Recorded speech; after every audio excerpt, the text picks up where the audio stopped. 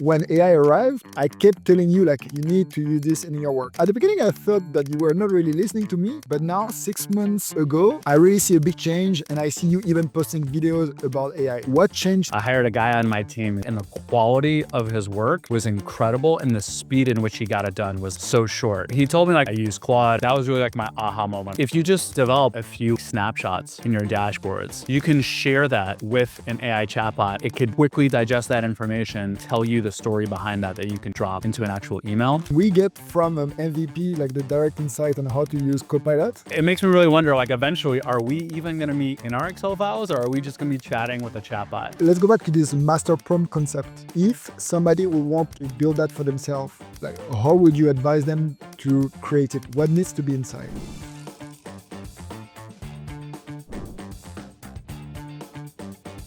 So Josh, we know each other since a lot of years, and when AI arrived, I kept telling you you need to try this, you need to use this in your work. And at the beginning, I thought that you were not really listening to me, but now 6 months ago, I really see a big change and I see you even posting videos about AI. So what changed since 6 months that now you are using AI? I started off using ChatGPT like most people do. It's just seeing, okay, what could I do with it? And, it helped me sometimes with content where I needed to create a list of, let's say 100 different metrics, and that was good. But when things really started to skyrocket, I hired a guy on my team. His name is Octavian. Anytime that I gave him work, he came back and the quality of his work was incredible. And the speed in which he got it done was so short. And I would just scratch my head, how did he do this? So he told me I use Claude. Ever since then, I've been a much bigger fan of Claude rather than ChatGPT. So I asked him to share his conversation with me. And I saw just the way he was really using it as an assistant so that every task that he does through Claude. And that was really my aha moment of what can be done with it. And what I like now is you are not using it only for also content creation, as you are also fractional CFOs and you teach people in finance. You also looked into how to use it for finance. What is for you the best way to use AI or ChatGPT or Claude for finance? A lot of different use cases. I think the simplest use case, which is where a lot of people stop at, is just using it as a text editor. You need to draft an email, let's say a dunning message or following up on accounts payable or something like that. But there's so much more you can do in terms of actually processing data. So if you just develop, let's say, a few snapshots in your dashboards, you can share that with an AI chatbot. It could quickly digest that information and tell you the story behind that you can just drop into an actual email. I also love using it as a tutor, specifically in Excel. I think there's so much opportunity. I did a whole video earlier on how I built the world's greatest pivot table, and there were so many things I had no idea how to do. And with AI as my tutor, that became really easy. And there are even some chatbots like Copilot, which will interact with your Excel file and actually change your information rather than just telling you back and forth what to do. So it really comes down to understanding how to get your data connected to AI, and then possibilities are endless. And so I asked you actually to make some homework before this interview, and you told me, okay, I'm in because we both love to not only tell but also show. So do you mind sharing really concrete example of this, what you just described? Yeah, for sure. So here's an example of the video that we did together. And this is the video of how I use ChatGPT to help me write a CFO report. So every month, this is the type of report that I need to send out. And the challenge over here, what I'm really focusing on is before you could even get something from AI, you need to know how to get it into AI to begin with. And it's really cool utilizing the voice command, but you can't really take thousands and thousands of rows of data and just talk into your phone in order to get that. That has its own use case. So you need to figure out other ways. And here I'm typing and providing the information, but again, that's just going to be so much info. So instead, I came up with this idea that if I just develop the right dashboards that I need with these screenshots and I send it into ChatGPT, this will allow me to get the insights just from those two snapshots and create that board report. And I'm sure you remember, this is then where I called you to help me write that perfect prompt. And you know the two frameworks that you used here. Yeah, so CSI FBI, if people know my frameworks, is what I recommend to use if you don't know how to write prompts or if you're not sure, because it really improves a lot the quality if you add the context, if you are specific about the program, if you give a clear instruction. And the FBI is where you like go from 80% to 99%, where you explain what type of format you want, the blueprint, you ask the AI to act as a specialist. And check it out. Look at what it's doing over here. Like just these 2 snapshots, and now I have a perfect email that I could just like copy and paste to a client explaining what happened. That would have taken me at least 20 minutes and probably wouldn't have even been as thorough. And now ChatGPT has a new function called Canvas. Have you been using it while you do these commentaries? I have used it in writing my email newsletter. You're talking about the way in which it could write and you could edit and you can kind of like pair write with each other and all that. Yeah, that's been pretty cool. I haven't really used it in terms of writing emails, but I definitely should. Yeah, I gave a training this morning where I showed that, and it's really cool because you know how when in commentaries, sometimes you just want to change like a figure or you just want to change to be more specific, but before you needed to ask ChatGPT to change like the whole content. Now you can go inside and just delete yourself, write yourself, or even say, or here, can you explain that the revenue change compared to last year is due to client ABC that left our customer base. And now you have your content that is specific to your business, but still you get AI to help you write. Makes sense. We just showed the like most basic use case, and that is using like just sending snapshots and writing a prompt and then getting an output. Do you want me to show you how using Copilot now you could actually like edit your Excel files? Yeah, So because here's another video. I mean, people don't know that, but you are already an MVP Microsoft, right? Yeah, that's right. So, I mean, we get from MVP like the direct insight on how to use Copilot. So yeah, go ahead and show us. So I made this video. I built 4 beautiful dashboards with Excel's Copilot, and it was really like a product demo of like my first time using Copilot and like what can it do, and it was pretty cool. There are definitely some limitations. So over here I had structured data, and as you can see, it just provided me with a pivot table and a chart directly with that information, and I was able to then just take that and like put it into a dashboard really easily. So I didn't have to write anything into Excel. Copilot, with me just clicking some buttons and writing some prompts, was able to actually do that. And I then took it one step further with an accounts payable dashboard. Well, before I actually get to the accounts payable dashboard, so I really want to like push the limits and see like what exactly could it do. So I wanted to take this information and turn it into a waterfall chart. Before I did that, I asked, okay, could you like filter this data for me? Which, you know, a lot of people who watch this video is like, wow, AI could filter data. And I was like, look, you don't understand how crazy this is. Like, it's interacting with my Excel file here. It just like actually created a filter. I didn't actually do this. If that's where it is today, look at where it's going to be, you know, and who knows from now. But I wanted to push the boundaries and see if it could actually create like a waterfall chart out of this. And as expected, like it was like, sorry, like I can't really do that. So it's definitely not perfect yet. I feel like it still has a long way to go, but with the speed in which this is going, like it makes me really wonder, like eventually, are we even going to meet in our Excel files, or are we just going to be chatting with a chatbot and doing it all? That's right now the limit I found with Copilot is to decide when do you do it manually, meaning like clicking and typing the formula, or when you're asking Copilot to do it for you. Have you found the right cursor between those two? It's a little bit tough because I don't use it so much because I feel like a lot of this is very beginner level. So this is pretty cool how like forget even interacting with your Excel file, it can actually like comprehend information. So in this example, I'm asking it to like summarize these delivery notes. And just like if I was using ChatGPT, instead of me like copy and pasting the information, I'm able to get a full report over here on like, okay, this is what customers are saying regarding the accuracy, the delivery timeliness, and all of that. In terms of when I have it interact with my file versus when I just use it as a tutor, in the next video that I'll show you with me building the pivot table, I use it exclusively as a tutor because I used Claude for that. I do think for those people who are like a lot earlier in their career, who aren't as familiar with Excel, it's a really great tool to be able to like give you the information that you need and actually enter into your Excel file. Otherwise, myself, I was just quicker and I just know how to do it instead on my own. So this is right now going to add a new column for days outstanding. And then here it's going to show the difference of what you just mentioned, where I can just copy the actual formula over here. And it's like really cool. Like it has the whole context and like what it is. So I'm just like copying and pasting the data and it just populates like that. And then it's even giving me like an explanation on like how it works.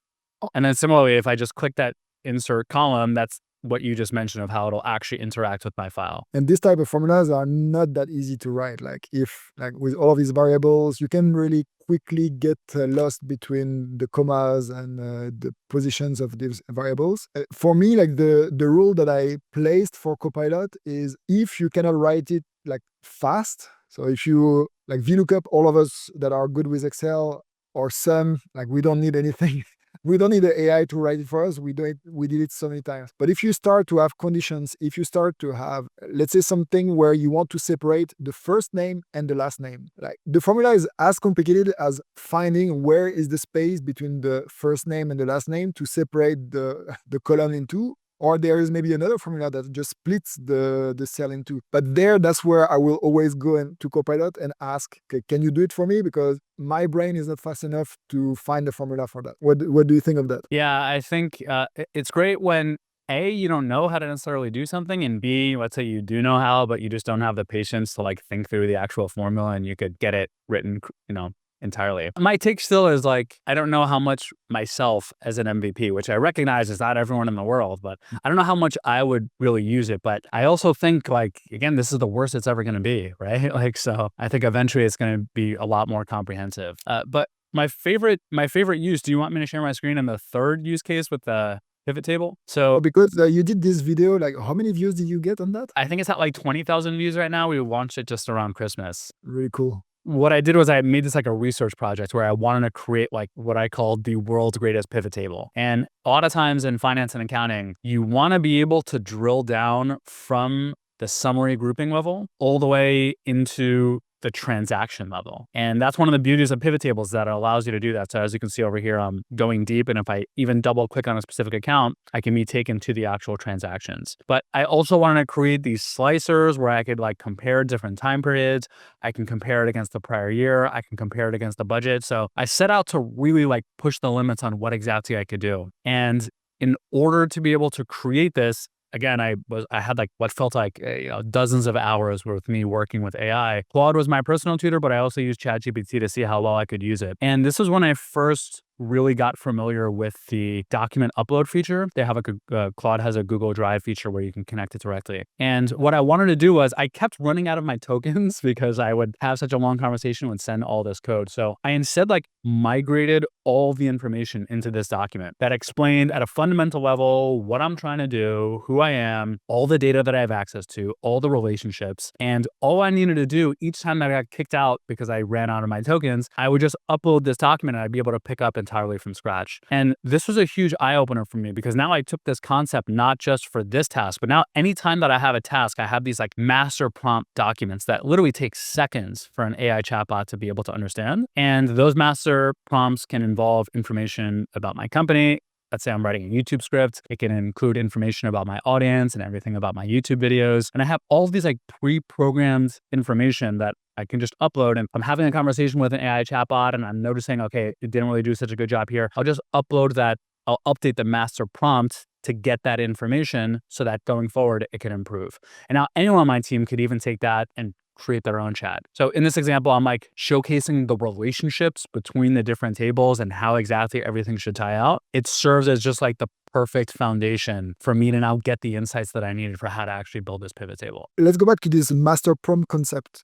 If somebody will want to build that for themselves, like how would you advise them to create it? What needs to be inside? So I think a great place to start is by actually prompting the AI chatbot, like, hey, I want to design this master prompts. Tell me what I need. And it can ask you the right questions and give you the information. But I think at a fundamental level, you need to really explain who you are. And that can be its own master prompt in and of itself. So here, as you can see, I just provided all the information and was able to just give me all of those details directly. So I like to have one master prompt on just like my company and maybe myself. I like to have a second master prompt then on the actual task that I'm doing. So for instance, if I am writing a YouTube script, I'll explain, okay, I need your help specifically. You're a YouTube strategist. You have 20 years of experience and you need to help me really write the most compelling scripts. Here's information about my audience and so forth. So now I have two documents uploaded. One about your CFO guy, about our company, about our subscribers, about what we do. Another one specifically about this task. I like to then have a third master prompt that I upload related to my prompt preferences. So I don't know if you experience this, but like one of the most frustrating things is when I start having a conversation with an AI chatbot and then it says, sure, no problem. And it sends me over like 20 pages of responses. And I was like, whoa, stop. Don't send me any information yet. Just confirm. And if you think about like when you and I are having a conversation, it's not always like Nicolas, tell me this. Josh, respond with that, right? We just like talk, we confirm, we analyze, and then it's like, okay, explain to me this now, and it comes out. So usually the combination of those 3 documents is what allows me to get any task done really easily. In ChatGPT or Claude, there are actually functions to do that with custom instructions or memory. Why do you prefer to use documents compared to these functions that are already built in? I think the functions have a lot of potential. The issue that I found is, let's say I'm going from writing a YouTube script to writing a newsletter. I don't find that it's really easy to kind of like flip the switch and be like, okay, this is now the new context that I want you to follow. I find that it's like, if you input that information, it's like universal for every chat, which could be helpful for maybe that initial upload of like, this is who I am and this is my prompt preferences. So maybe I use a combination of that with the others. But I also, again, like collaborating with my team is another really important aspect. So aside from me having these details, I want other people to also have it. And in a Google Doc, we can collaborate in real time. It's just the easiest for us. Yeah, for us, what I did is I created a GPT called Nicolas Boucher online, so my business, and it knows everything about my business. It knows all of my templates for emails. So if I want to write a proposal for a training, I will just go and say, okay, write a proposal for this company, so many hours, and it will just like publish what I have written in the past because I have templates about that, and all of my team can use that. But I do agree that I don't want to have my ChatGPT too customized to myself because I give training where I want a neutral GPT. I'm a bit like you where not all cases are relevant for a custom instruction. So that's why I prefer to have them compartmentalized. And I think like a mix of, I think all of the techniques work if you use GPTs, if you use projects, you have projects in ChatGPT or projects in Claude, or you can do what you have is like just like a master prompt that also makes you tool agnostic, because then you can like move from any tool. And I think that's what is good. If we never know what is going to be the best tool in 6 months like this, you always use the same doc. So I think it's smart to do that. I find it interesting that like anytime one of these AI companies release a new feature and they're in the headlines, it's in as little as a week that another AI company all of a sudden replicated everything. And it's like, how are they all kind of keeping neck and neck with each other on this? So yeah, that's another really great point, that when you have a master prompts, you could use any AI chatbot rather than just one. And you have also like a business of fractional CFO services. How is AI impacting this business? To be honest, I can't really say we've used it too much. Part of it, it's helpful. A lot of people always ask me like, well, you can't really use it in your business because it's training on then that data. And actually, no, in ChatGPT, it's really easy. You just go to the settings if you're on the paid plan and say, don't train on my data. And now you could use it just like any cloud solution. We have a lot of people offshore who don't always understand the mechanics of how things deal. Like, for instance, we're dealing with Delaware franchise tax right now. They may not understand the intricacies of like the US tax code. So it's a really good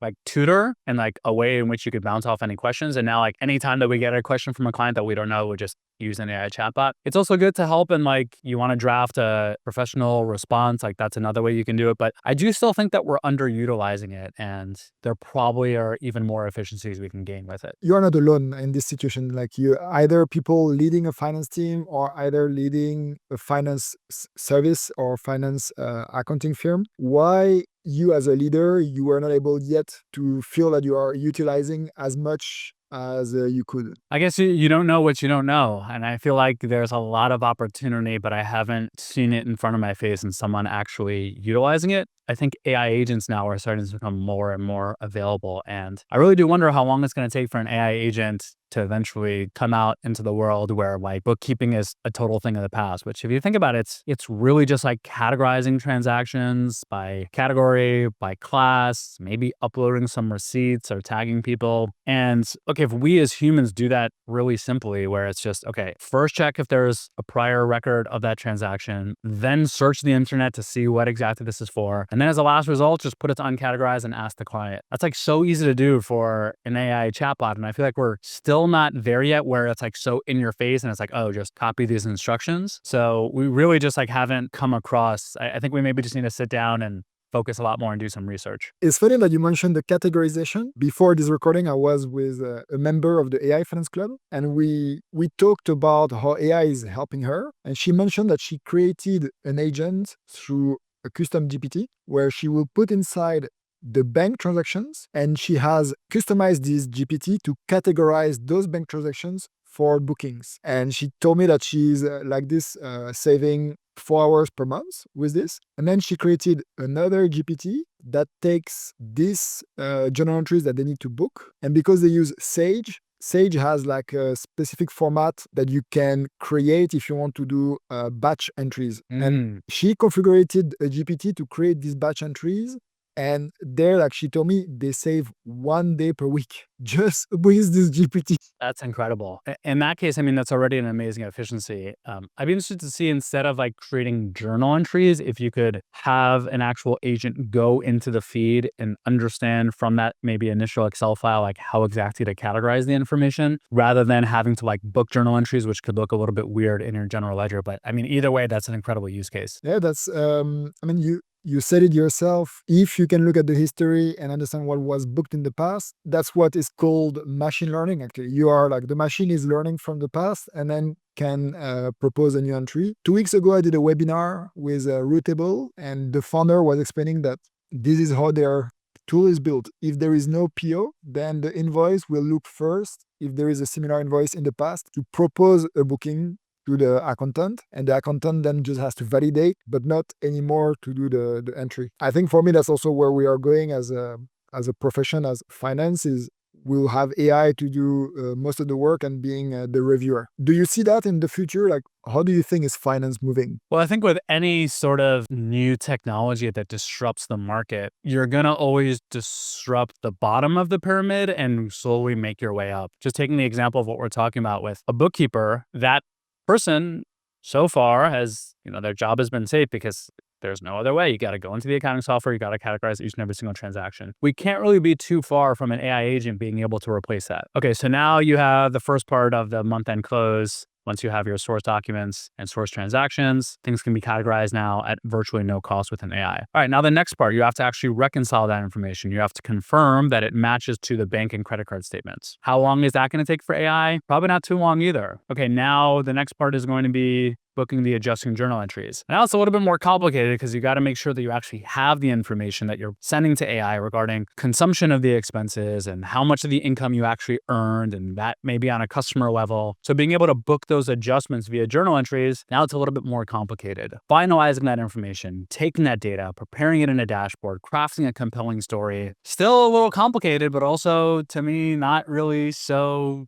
challenging, and I could see in as little as 12 months maybe that even gets replaced. So it's part of a broader philosophical discussion of like, what jobs are safe and what is this world going to look like when super intelligence is around? Actually, on the last part, it's already there. Do you want me to show you something that I just discovered a few weeks ago? I do, for sure. Please do. So there is this French guy that I met online. He's in the US, so because we are, between French, like we fit straight away. And I see that he's building an agent that can do commentaries and monthly reviews. So I was really intrigued, and I decided to go on a call with him. And then this is what he showed me. Like, let me share my screen. Just to give a bit of context for people watching, his tool is called Concourse, and his tool here is connected with QuickBooks Online. And then what we do is here, he just went on and asked to create the review of the months. And then just from the connection with QuickBooks, it creates a summary like this, where you have months over months,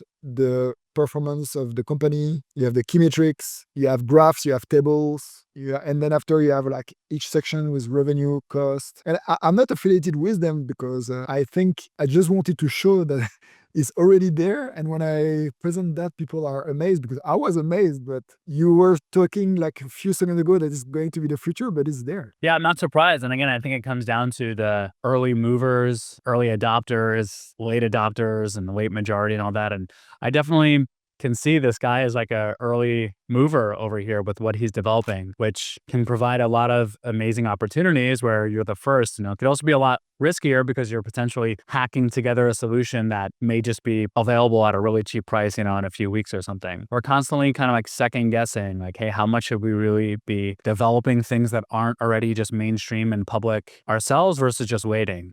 Well, we actually do have an application of AI that I haven't mentioned with our tool Model Wiz. I'd love to do a quick screen share and show you. Yeah. So our tool is an Excel add-in that gives you access to a number of over 100 finance and accounting templates. And we just launched our QuickBooks Online feature where you could actually pull in QuickBooks data directly from Excel, but also transform it into our beautiful templates. And the way it works is when you get started, you could even do with a free trial. You'll connect your QuickBooks account and you'll enter in the company information. Now, this part over here, we have AI like analyze your actual general ledger and suggest, okay, based off what you told me, I suggest that you group your operating expenses by these accounts over here. And if you then go to your balance sheet, it does the same. But then the really cool part is a lot of times whenever you want to do financial reporting, you don't want to present just like a full profit and loss that could be like, 100 plus lines. That's just information overload. So what our tool does is it analyzes each and every account and suggests from the summary groupings that it just showcased in the prior step, okay, legal fees, I suggest that you put that to professional fees as such. So here the mapping is done by AI, but you can still change it yourself, right? You can still change it yourself. So AI is kind of like that first step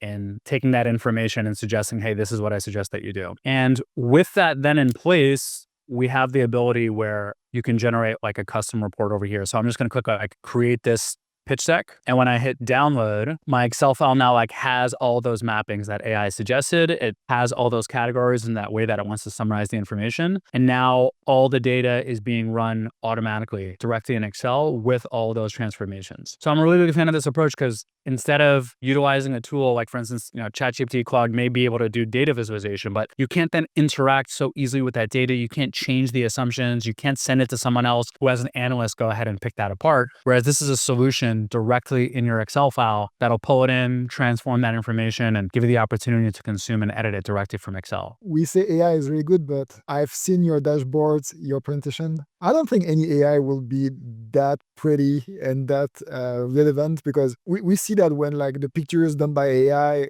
is good for photography, is good for cartoons. But for professional dashboards, you need to understand the context, you need to have experience. You need also to have, in terms of colors, like you need to use the right colors to showcase something relevant. I love your dashboards and I'm quite jealous always when I see what you can do with your dashboard. Is amazing. And so now people with Model Wiz, they can get your dashboard? They can, yeah. We have both a paid and a free tier. Free tier already gives you access to a ton of different dashboards.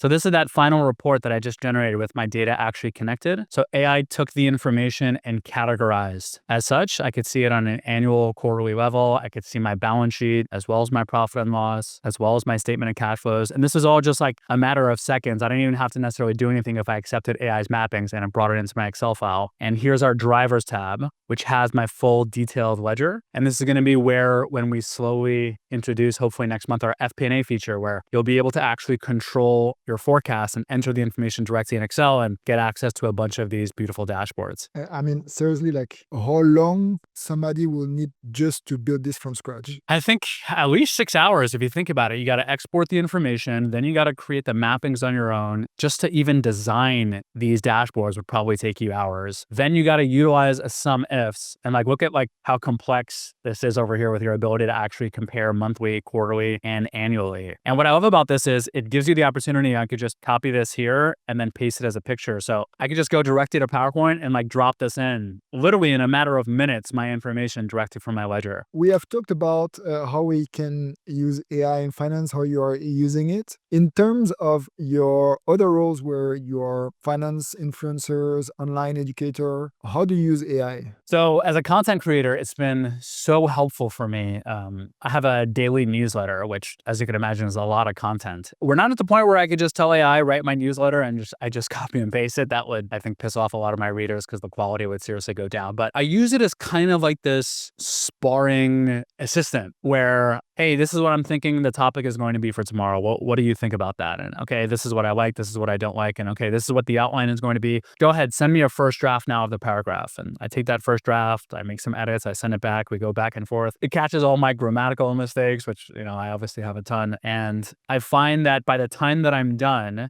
sometimes I'll even be like coming home from a late night on a Thursday night and just talking into my phone by saying like, this is what I want my newsletter to be. And AI could really help me with that first draft. And I go back and forth. I'm like, in 30 minutes, I can create something that otherwise would have taken me 2 hours. So actually producing written content has been really helpful. What I also do is now like Notebook LM is incredible, where you can just take any sort of link, feed it into Notebook LM, and it'll allow you to extract information with specific sources. So again, going back to the newsletter example, I'll like take, let's say, a 2-hour podcast on a topic that I want to condense into this newsletter, and I'll actually get it connected to Notebook LM, and now I could pull out specific like clinical studies that were like referenced in that podcast and put it into my newsletter. What we also do is we'll take a transcript of a YouTube video that, let's say, the world's greatest pivot table, that video was an hour and 10 minutes. Well, to create a short out of that video, we created a framework where if we just upload the transcript into AI, it'll create a storyboard saying, okay, pull from minute 2 to 220 when you talk about this text over here and showcase that information. So our ability to now create additional content in all these different variations is like so simple to do with just uploading a transcript and creating like that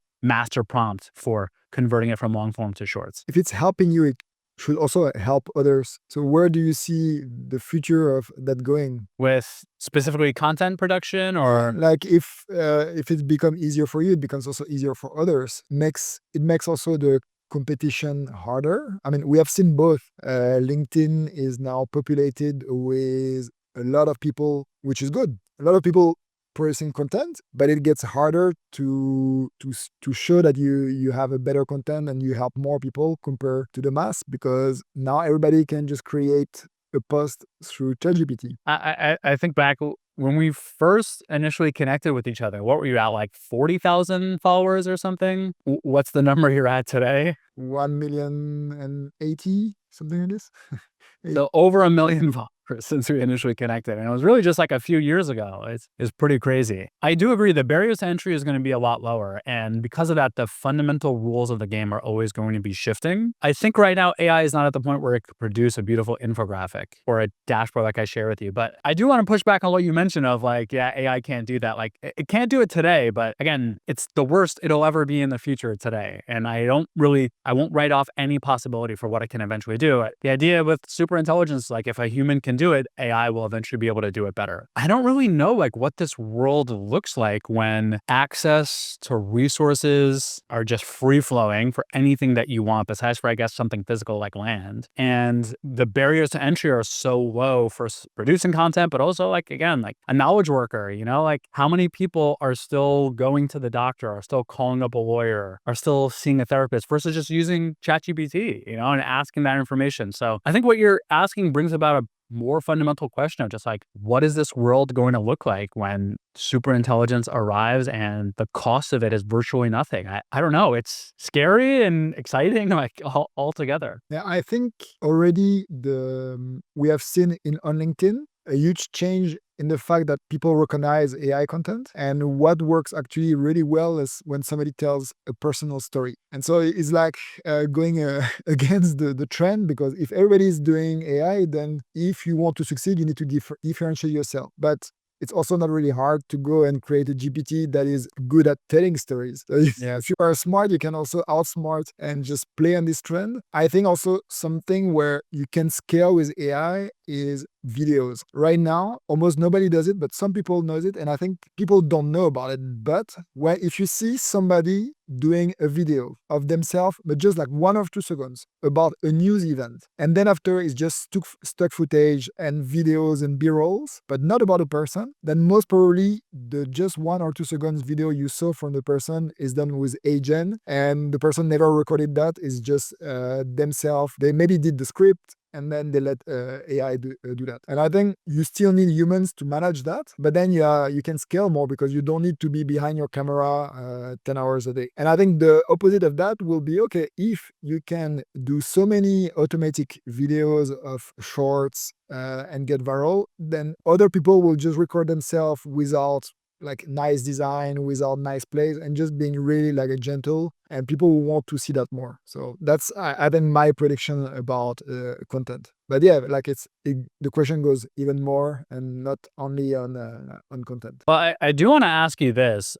You mentioned that you have like a master prompt that allows the AI to understand everything about Nicolas Boucher online. And I'm sure you've experimented with some of these AI avatars where you could reproduce yourself from a video perspective. It's pretty crazy because like I feel like Black Mirror called this entirely. There's one episode where like there's this couple and the guy passed away and the woman found a way to like brought him back to life. First as like as a chatbot, then like voice, and then it was actually like a human being, like a robot, but it looked like a human being, and they came back. And there was another episode where like Selma Hayek sold the rights to herself. So you had this like AI video of like her playing, and Selma Hayek was like so annoyed because of it.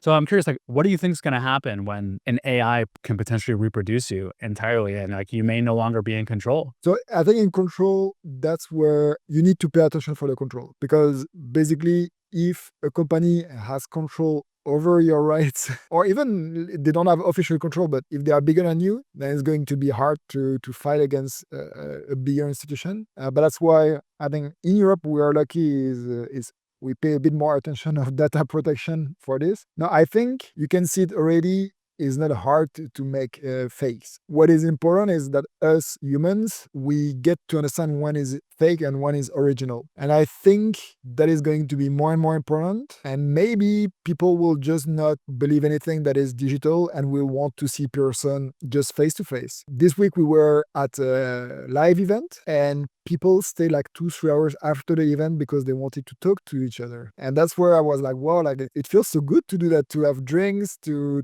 talk, to check your hands. And Be human. yeah, like be human. And I think, yeah, if it's virtually really hard to get what is true or what is not true, then maybe you'll have to go back to more physical. But I would say at the end, what I believe in is you can see what we do. We always have good ethic, especially in our niche. Like a lot of time, if something is wrong, we are going to say it like, oh, we did a mistake. We never steal somebody's content. What we do is we always credit the people. And if we will model somebody else content, we are also going to mention them or talk with them. I think in our niche in finance, there is a good ethic, but humans could be also nasty. So I have a good faith in what can happen.